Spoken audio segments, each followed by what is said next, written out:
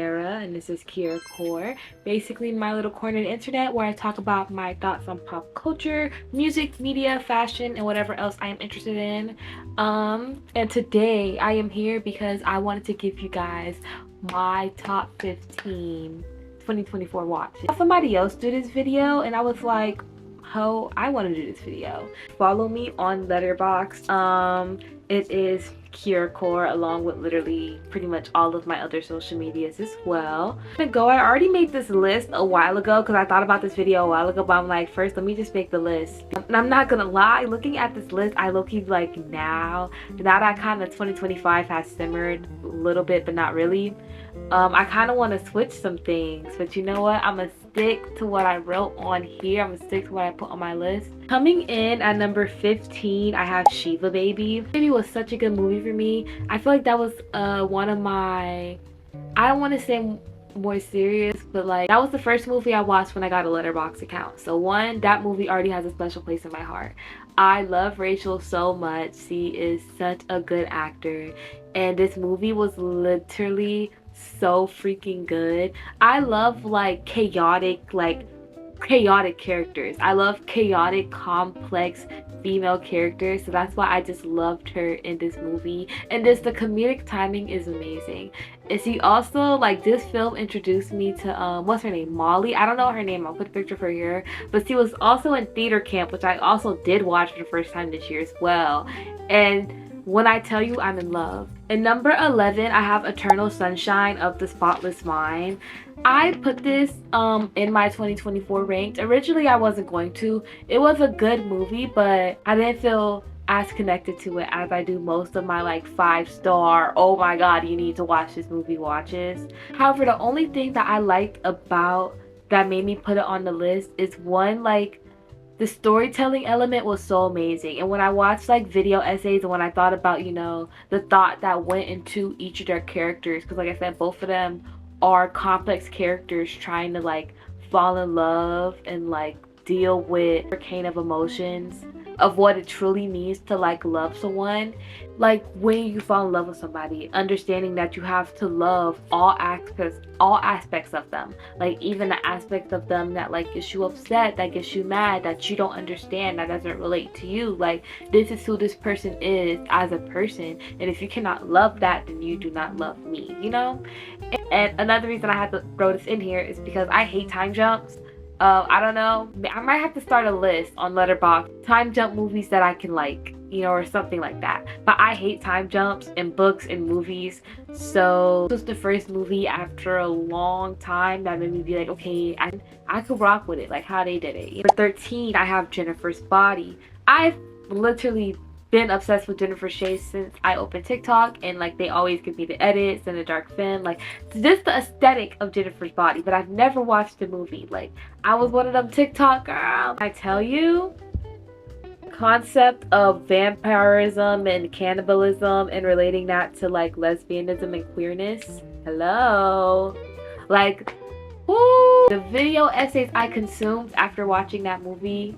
Also, another thing that somebody pointed out when I was watching TikToks about it later on, but somebody said how also like the different phases of her eating pattern relates to like the different phases of like the female period, like the luteal phase, like things like that, which I thought was so freaking amazing. And of course, you know, this being a movie like how it was, we all know when it first came out it didn't get a lot of hype, but seeing like as time goes on, seeing her slowly become a classic, and like seeing the intended audience that it was for, which is queer people, low-key, high-key. Number 12, I have Moonrise Kingdom, another amazing watch by Wes Anderson. This movie was so good. I mentioned it before and I believe my September faves, but it was just such a cute movie overall. I love silly movies. I love people that he works with in the production company. Whenever he does a movie, it's literally just so perfect. It's just like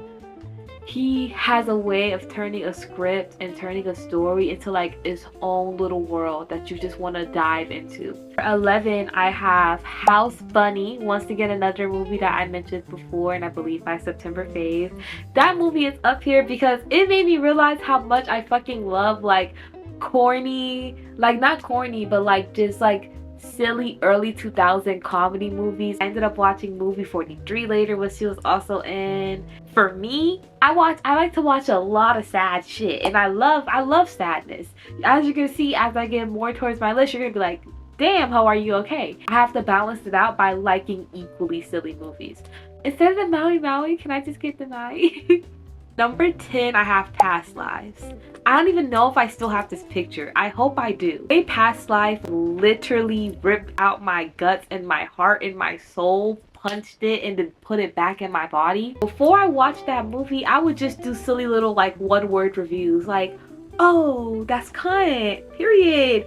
She's so mean. I saw that movie and like put on my glasses and was like, this was 31 days I lost all my family. Temporary pieces that just put their life together as little invisible strings that low-key tie their love and their loss and their inspiration all into one. As a bitch who falls a victim to the what could've, the could've been type of romance trope, every single conversation felt like so meaningful and so heavy into like their relationship. There's an ending scene where he's about to go into his Uber and she's like walking him to his Uber, and it's a line in the sidewalk and she stands on one line and he stands on the other, and I felt like that line just represents the two different worlds that they're in, and how even though they're in these two different worlds, like there's a part of them that's still looking for each other. It's about love and it's about also content. If it was me overthinking Betty, if I have to move on from this movie because this is about to be a 30-minute segment just on Past Life. For 9, I have The Virgin Suicides. My first Sofia Coppola watch ever. Well, no, I watched Priscilla, but this was the first Sofia Coppola movie that I like hung on to for a second, only because the aesthetic was very cute. It was a very good movie. The underlining context of that these boys did not truly understand the Lisbon sisters, like they just understood. They were falling in love with the idea of them, with for Loki being a little bit creepy. Not gonna lie, like why you got you in my house, like you looking at me through my window. I'm just trying to watch my Teen Vogue. One Direction's about to come on the radio and I look out and you're like staring at me. It's, you know, it was definitely weird at times, and they had no idea who they were. Nobody in that neighborhood did, and F that mom, and I'm gonna stand on that. I don't care. I don't care. And F the dad too. The dad should have tried harder to stand on business with his kids. Watching that movie, it just reminded me of how it felt to just be like a little teenager, just in my room, and the only thing I worried about was like boys and magazines and clothes and things like that. Even though of course I had other issues and other traumas that I would think about, but you know, just the simplicities of the dramatic life of a teen in the suburbs, and that's like why I literally love this movie. Number 8, we have My Old Ass. I just want to say thank you so much to Aubrey Plaza. I wasn't expecting it. Like, I was randomly, like a random movie on Letterboxd. I wasn't even sure if it was like on my watch list or anything like that. I think I like randomly saw it on a list, and I said, okay, Aubrey Plaza, I love her because I was a big fan of Parks and Recreation growing up, and then other projects that she was in as well. But like mostly I knew my introduction to her was Parks and Recreation. I don't want to give too many spoilers because I'm trying to, you know, keep it cool. But I will say that I felt like for her character, like going through this journey and like talking to her past self and like seeing how everything plays out, remembering that this is all like real for her and happening in also real time for her, just keep that in mind when you watch the movie. Like in number 7, I have Bottoms, of course. I'm not gonna lie, I do not remember if I watched Bottoms last year or the year before. I feel like I watched it last year, but I just can't remember because I watched it before I had Letterboxd. But y'all, in this household, Bottoms is number 1 in the box office. Thank you very much. I have lines memorized at this point. This reminds me of another movie I was obsessed with growing up, but it was called Not Another Teenage Movie. And just like those corny, silly high school movies are so funny to me, but the fact that, you know, they made it more targeted towards like younger queer people and then also more Gen Z, it was so funny. Thank you, Ayo. Thank you, Ayo and Debris. Thank you, Rachel. Thank you, everybody. Also, Hazel. They're all fine shit. They're all fine shit, respectfully. If I could, I would have ranked Bottoms even higher, but because I really did not know I watched it this year, I just decided to keep it at number 7. And in number 6, I have Memoir of a Snail. This movie, I watched it with my roommate. I am a sucker. Not a sucker. I love clay animation, stop motion films, anything in that sense, like Coraline, Fantastic Mr. Fox, this movie, like any movie in that style, I feel like is so freaking good. Wendell Wild. I was saying before too, I love sad movies. Like the entire time I feel like I was watching a series of unfortunate events. Like I'm like, is there gonna be some happiness, a giggle, a smile, a happy memory?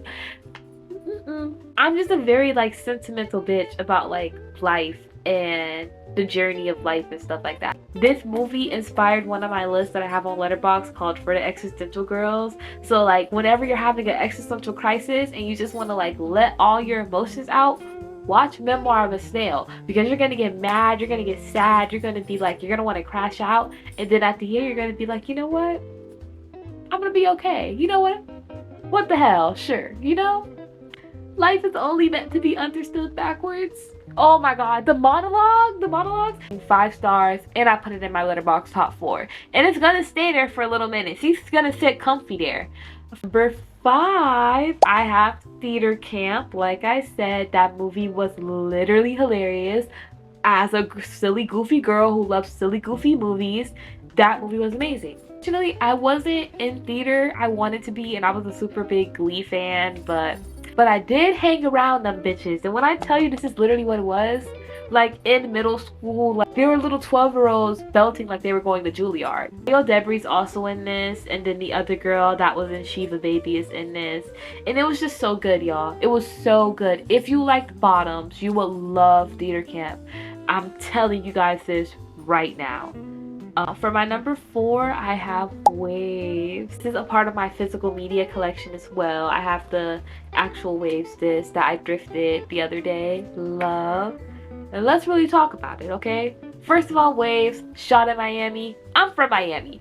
I was like, oh, so this is about me. Got it. Let me lock in. The soundtrack was amazing. And the one thing I hate about the film community, sometimes I see that people hate when like known songs are in movies, but I don't know, I like it. Like so many good artists that make movie production music, like Leve, Tyler the Creator, Ray, like these people make movie production type music. So hearing Tyler the Creator come on, I was like, about the movie that I liked is, once again, the trauma. I am a trauma junkie. What can I say? Sadness, the despair of life, the losing of hope. Favorite, love it, eat it up. Or at least my perspective of the movie is that brother, he kind of reminds me, like his whole color scheme is kind of red, of anger, of fire, of passion. I'm not gonna lie, like I feel like a lot of his anger was rooted in passion, but also in ego as well. Especially with his relationship with his dad and his relationship with wrestling.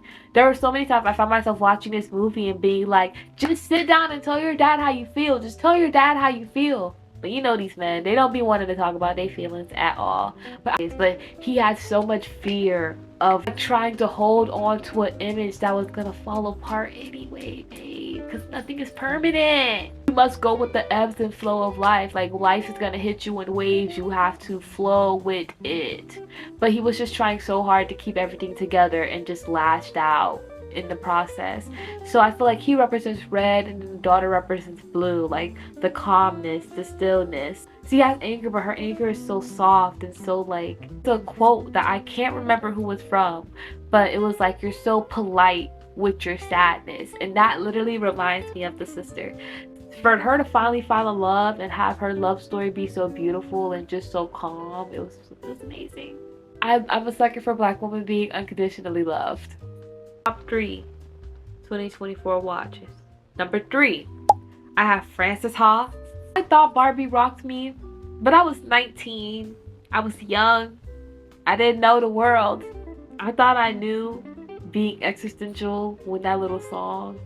What was that, mate? No, bitch. When I sat here for an hour and some change and watched Frances Ha, I've never felt more seen in my life. Young creative that's living in New York, if she has her best friend and their roommates, and she's fine with her life and she's content with her life, but she wants to like be good at writing, if he wants to pursue a career in that. The thing about this movie that I like is the fact that, you know, as you get older, things change and things won't be the same. People will make lifelong decisions. Friends will leave. You'll lose jobs. You'll break up with boyfriends. You'll like hook up with people you probably shouldn't have hooked up with or that you should have hooked up with. But at the end of the day, all of this leads into the discovery of who you are and who you want to be. The movie was so beautiful because it reminds me to keep going. Because it's hard being a creative, because there's always going to be someone here to doubt your creativity or put their own perception into your artwork, into what you want to do, into your dreams, into your goals. But like in the other Greta Gerwig movie, just because my dreams are different than yours doesn't mean they're unimportant. She wasn't even old. She was like 26, I think. Like, she was just a 26-year-old and everybody's being like, yeah, you're kind of not doing anything with your life. And she's like, yeah, I kind of am. Greta Gerwig, even though it's kind of hated by men mostly, but when I say I love Greta Gerwig as a director, everybody be trying to verbally jump me, but hey, the proof is in the pudding. You can't make Frances Ha, Little Woman, Lady Bird, Barbie. You can't make 4 top-of-the-line films and not be called the GOAT, respectfully. And number 2, I have The Substance, bitch. I want to make a whole separate video on The Substance. I watched it for the second time the other day. I watched it in theaters the same day TikTok got banned. And I was so mad because I wanted to leave the theater and talk about The Substance while all the thoughts were fresh in my head, and I wanted to watch edits and I couldn't do it. When I was making this list and I was like adding all the movies I liked and kind of like switching the rankings around, The Substance being number 2 shocked me. But as time goes on, I think I watched it in like August. I made that list in January. That movie was so stuck in my mind because of, one, the symbolism. The symbolism of the colors, of what he's wearing, of what he says, of the different people that you see, even like how you're viewing things as a viewer is freaking amazing. 2, the cinematography. Thing that really like wrapped it all up in a pretty pink bow and was like, oh, this is like your #1 movie of all time. I love people that are like so creative and so out of the box. Some Americans are lazy when it comes to movies. Like, they have AI and they have their $30 million Disney budget and they use that to CGI horrible stuff. And there's people find ways to make such good movies with such a low budget. There's no reason a $60 million movie should be bad. I say this to say, after I watched The Substance the first time and I consumed all my video essays and all of my edits talking about the secret underlining messages, the hidden gems that I didn't realize the first time, I also watched the behind the scenes. It was like a 30-minute documentary that they posted about how they made the movie. They had a little 2-week period called The Lab where they shot all of the films that can be shot like without actors. They shot it all in 2 weeks, which I thought was so cool. And I'm still getting into the film world as someone who wants to maybe work in the industry one day, but seeing them like see people get so creative with like the camera work and the lights and like having body doubles, and like there's a really important scene where towards the end where they're like spraying everybody with blood, and like watching the movie, it looks so like real. Like, it's such a chaotic feeling. I remember watching it the first time and just being stuck to my couch for 30 minutes because I'm like, what the hell did I just watch? And then seeing how they really made it, it was just so gorgeous to me. Demi Moore was amazing. I didn't watch the Golden Globes this year, but I know a lot of my people that I liked were snubbed and I didn't like that. The only person I saw that I think deserved an award was Demi Moore for The Substance. They did one thing right. The #1 film for my 2024 ranked is Challengers, bitches. Do my nails, cut my hair, I'm a brand new bitch. Cut my face and my glare and my new look second on the Challengers literally changed my brain chemistry. Literally changed my brain chemistry. I was just watching Challengers interviews 2 days ago. 2 days ago. I watched this movie in May of 2024. This was the only movie other than Bottoms that I watched 3 times this year. First watched the movie, It was like literally amazing. It felt like I just did a line. I love unapologetically crazy characters. Tashi wasn't really like a piece of shit. She was a woman that knew she wants and wasn't gonna stand for men playing with her. So I will say the first time I watched Challengers, I was like, what did Art do? Like, I kind of knew what Art did, but I'm like, it wasn't really that deep. Because I saw that blonde bleached curls and I was a little bit hypnotized, I'm not gonna lie to you. But then when I watched it the second time and I saw like how little bits and pieces of everything lines up, it made so much sense and it really added to the story. And I made a TikTok about this the other day, but I love how like the script really plays into the relationship of all of them, because at the end of the day they all have a relationship with each other. Don't make me bring out, let me not put my hands like this like in my Illuminati Challengers triangle. Don't make me bring it out, okay? Just the relationship that they all have with each other and the relationship that they all have with tennis is crazy. And it's the fact that at the end of the day, you guys just watch the tennis match on the field and off the field. It sucks that, you know, in this world people will see beautiful pieces of media like Challengers and be like, oh, that was an alright film. That film wasn't alright. It was amazing. It was amazing and it was show-stopping and it literally changed me. Camera work with the shots from the balls, like. And then I also watched a video about the, like I said, the fashion design of Challengers and seeing how like everything kind of tied into how the characters were. For example, with Art is very calm and collected, but also very structured as he gets older. I feel like when he was younger, he had kind of like, he knew he was good, but he didn't have that confidence and it made him doubt himself a lot. But the minute that Art was like, wait a minute, like, I'm kind of that guy, that's when he really got into his bag. Like when he went to Stanford. If you know, you know. Art is very calm, cool, and structured. That's why, you know, they're called main fire and ice. Art being ice. And that reflected in his clothes. As like, you know, they were playing, he will wear a lot of white and a lot of like neutral colors, like dark blue, like maybe a hint of red, but heavy white and black. Versus Pat, he would mostly wear a lot of black, and then also his style was very like chaotic. There was no logos, or it literally looked like he like got out of bed and put on anything to really play into the carefreeness of his character. And it's the fact that Pat as a character, I think that he has so many connections and a little bit of nepotism on his side, he still acts so carefree. It's just like, with that pretty much said, I really wish I could go more into detail, but I can't, because, you know, these are literally some of my favorite movies. I watched 100 movies this year. 15 movies out of 101 was a very tricky thing to do. But Challengers being number one isn't like, it's not surprising to me. That movie was the best and it was snubbed, and I think it needs every single award. Matter of fact, make it president. I am going to head off. I am now going to go watch Nope because I'm really fiending for a Jordan Peele movie right now. Follow me on Letterboxd if you want to see my reviews, if you like my list, if you want to, I love my list. So if you're like want movie recommendations, definitely follow me on Letterboxd because I watch a lot of movies, a lot of different types of movies as well. But with that being said, I will see you guys later.